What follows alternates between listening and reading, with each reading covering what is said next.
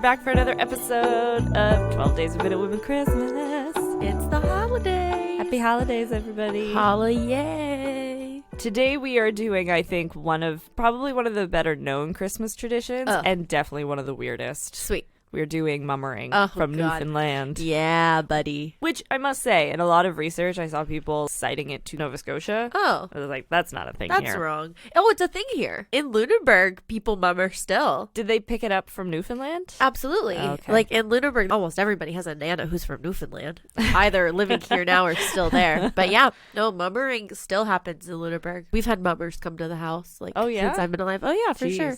It's not a thing where I'm from, I guess. Yeah. You'd have to find some Newfoundland expatriates. My Nana used to mummer. Really? Yeah, in Chester. Oh, that's hilarious. It's hella weird. Yeah, if you don't know what mummering is, I mean, we'll explain it, but it's basically getting dressed up, trying to disguise yourself, and not in like a Halloween way. It's much more terrifying. Oh, yeah. It's really scary looking. Yeah, it's scary and weird. It's a lot of cross-dressing involved. It's a lot of because you're trying to hide your identity. So the point is you go to people's houses, you're dressed up, and then they have to guess who you are. And once they guess who you are, you take your costume off. Yes. But until that point, you can continue barging into people's homes. Yeah. It's not looked upon very nicely if you turn away mummers. Yeah. You're supposed to let them in. Because they're supposed to be people you know. That's the point. It's supposed to be like you don't mummer at a stranger's It's house. a rural thing. Yes. So everybody knows everybody. Yes. There's a similar thing that happens in Shetty Camp during Easter, which is called Mikarem, which is mid-Lent. Okay. It's a very similar idea of you like dress up and people don't know who you are and you go into people's homes and you do it so you can have liquor. Because you're not supposed to drink during Lent. Oh, that's funny. This is their way of being able to have some drinks. That's funny. In the middle of Lent, which is a horrible time of year if you're in Shetty Camp. Like, it's windy as hell. It's still basically winter, even though it's technically like March or April. Yeah. It's awful. Yeah. And also terrifying. It's like if you look at original Halloween costumes from the turn of the century and you're like, those are terrifying, and then put them in the present. Like, they have not changed. So a big one is like you have like basically a pillowcase over your head and you just cut eyes and a mouth out, like circles, and then you kind of like have like a collar around your neck, like, and then it's in your clothes and you wear like gloves. So it's just like, it's creepy. It's really creepy. I don't like it. Yeah.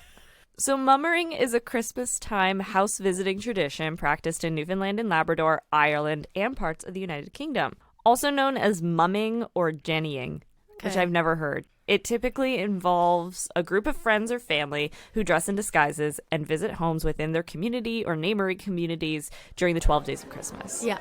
If the mummers are welcomed into the house, they often do a variety of informal performances that may include dance, music, jokes, or recitations. The hosts must guess the mummer's identity before offering them food or drink. They may poke and prod the mummers or ask them questions. To make this a challenge for the hosts, the mummers may stuff their clothes, cross-dress, or speak while inhaling. So a big part of disguising your voice, like, before doing accents, I guess. You just be like, hi, my name is Grace. It's like, you're supposed to like mummer. So it's like, right. Hi, my name is It's weird. It's so weird. Which is called ingressive speech. And in Nova Scotia, anyways, there's a very common ingressive speech slang that a lot of people do, which is, yeah. They'll say yes while inhaling. Yeah. To, I don't know why, but that's a pretty common Nova Scotia accent thing. Yeah. Once the mummers have been identified, they remove their disguises and then spend some social time with the hosts and then travel as a group to the next house. Yeah. Sometimes picking up someone from that house when they go. Oh, yeah. Fun. Mummering in a version of its modern form can be traced back in Newfoundland to the 19th century. Although it is unclear precisely when this tradition was brought to Newfoundland by the English and Irish, the earliest recorded dates are from 1819. Wow. Some state that the tradition was brought to Newfoundland by Irish immigrants from County Wexford, and the tradition varied and continues to vary from community to community. Some formal aspects of the tradition, such as the mummers' play, have largely died out, with the informal house visiting remaining the prominent form. Yeah. So there would have been an actual formal performance at some point that would have been involved with mummering, but I guess we've gotten rid of that. Mummering traditionally runs from the Feast of St. Stephen, which is December 26th, to the old 12th day, which is January 6th. Part of the fun, of course, is guessing who's under the outlandish costumes, but for some, disguises were a way to conceal their true identities while they did things that were illegal, even violent. Oh. So that's the part of mummering that does not get talked about, is it's like, well, if we're all in costumes, I can commit crime. It is the original purge. Not good. So I know that part of the history of mummering is that the mummering would be done by lower class people. Okay. So like if it's a fishing boat, the owner of the boat or like the syndicate, they don't mummer, but they're fishermen mummer. And that allows them the opportunity to like make fun of their owner and like get out class grievances a lot. Right. So there's like a class dimension to it. But it also just would have been a reality of mummering that once people are in disguise, they took advantage of the disguise to resolve personal grievances. Right. Historical records describe mummers carrying hatchets, sticks, whips, and other weapons. Huh. It's so gross. It's so gross. According to court records, mummers used bludgeons to rub blubber on people's faces, carried bladders filled with rocks, or charged at people with hobby horses. Folklorist Joy Fraser has found Harbor Grace and St. John's records involving mummers being accused of committing assault and battery. Woof. It's like such a violent... I don't think my Nana did the that. Christmas purge. Yeah, I don't think my Nana was a mummer like that. I don't think it's quite so violent anymore. But of course, the most notorious case of mischief mummering happened on the 28th of December, 1860, when Isaac Mercer of Bay Roberts was walking home at night. Bay Roberts. Oh, buddy. With his two brothers-in-law, when a crowd of masked mummers beat the men and Mercer died the next day. Oh, shit. So it was a mummering murder. On the 25th of June, 1861, an act to make further provisions for the prevention of nuisances was introduced in response to the death of Isaac Mercer. And so the bill made it illegal to wear disguises in public without permission from the local magistrate. Mischievous murdering mummers. No, wait. Mischievous mummers murder. What's his name? Mercer. Mischievous Mercer mummers. murdered by mischievous mummers. Yeah. It's a children's book. All right, kids, let's talk about murder. So mummering would have continued in rural communities despite the passage of the bill. Mummering was ingrained in the local culture at that point, and not many people were eager to get a mummering license. So that's how you would be allowed to mummer, is you would have to go to your local magistrate and be like, hi, I want to wear a disguise in public. And they're like, are you going to murder anybody? And you're like, no, I swear. And they'd be like, all right, here's your license. It also would have just been something really difficult to enforce. Yeah. And like, what do you define as a disguise? Right. Am I wearing a hat? Is that a disguise? Right. Fake mustache? I'm just insecure. It's not a disguise.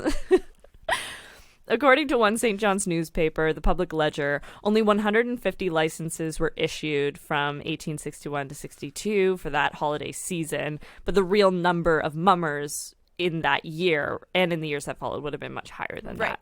But thanks in part to the 1862 ban, the mummering tradition slowly faded over the decades, though it did remain an active practice in some of the province's rural southern communities. By 1912, the St. John's publication Christmas Bells was already lamenting the decline of that exciting scene when mummers paraded from one end of Water Street to the other. Aww. There was a revival of mummering in the 1980s, though, because mummering was popularized by the local musical duo Simani, who wrote and recorded the Mummer Song in 1982. And then really famously, the lyrics of the song were made into a storybook. So at my house, we have the Mummer Song, which is like a book that we read every Christmas. Yeah, I have that as well. And that's when my Nana would have been mummering. In the 80s? Like, yeah. Folklorist Dr. Joy Fraser has noted that, in common with many other folk revivals, the resurgence of Christmas mummering in Newfoundland is largely based on a selective and idealized conceptualization of the custom. As part of this revival, one particular form of mummering, the informal house visit described above, has come to represent the custom in Newfoundland as a whole, while other forms that were equally prominent in the island's cultural history have been relatively died out. Yeah. So it's interesting because that's what I didn't know. I didn't know that there were multiple kinds of mummering. I just always thought it was just the house visiting. Like the murdering mummers and the friendly mummers. Murder and mummerers. A rock band in Newfoundland. Murderous mummerers. They'd be like a punk band. A screamo, like, for sure.